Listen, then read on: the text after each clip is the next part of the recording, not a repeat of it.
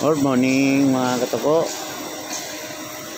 Dito tayo sa loob ng Bipil mga katoko. Malapit na matapos mga katoko kasi nakabubong na. Dati ng mga vlog ko rito mga katoko, bakanting lote pa yan ngayon.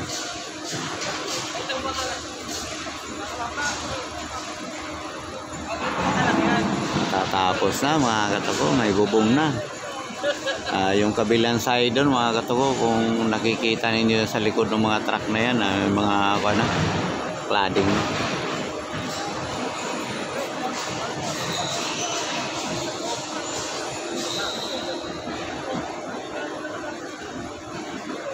Ayan mga katoko.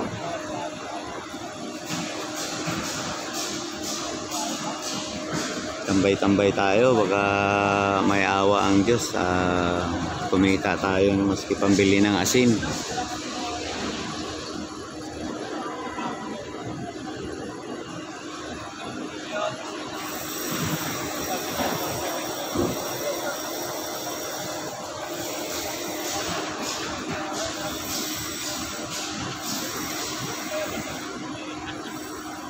Kaunti na lang mga katoko ang bububungan. Yun na lang dulo, sagad na rito sa dulo. Yan puro may bubong na yan, gilid-gilid na lang.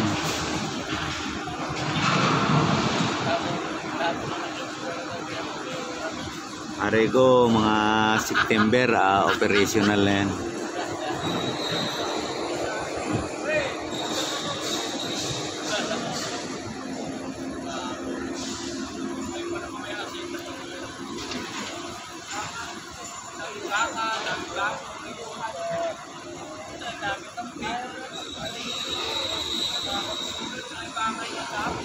Shout out nga pala sa mga mabait na kaibigan ko dyan sa Biwok. Pasensya na kayo dyan mga idol ko, hindi ako nakakapunta na rin. Nandito kasi ako sa Bulacan mga idol.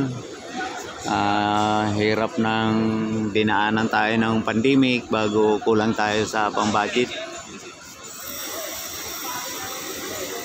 Hindi pa tayo bili ng gulong, saka yung gulong ng motor ko sira-sira pa. Wala tayong bagong rehistro.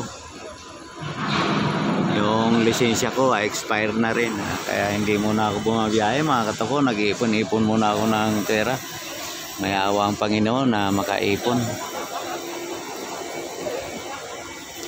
Pambili ng gulong, saka pantubos ng lisensya, saka pamparehistro ng motor.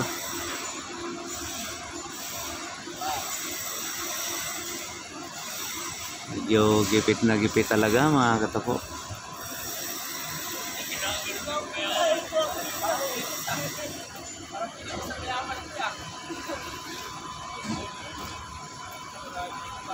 Ayan mga katoko, shout out na lang sa lahat ng mga kapwa ko vlogger. Kay Idol Rene Orsi, kay Kuya Bal. Hindi na tayo Kuya Bal nakikita uli. Medyo ipit pa tayo ngayon.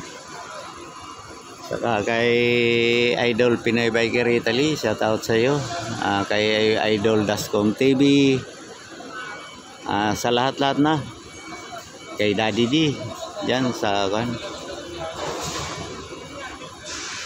Ayan mga katoko, hanggang dito na lang. Bye-bye na mga katoko. Shout out sa lahat.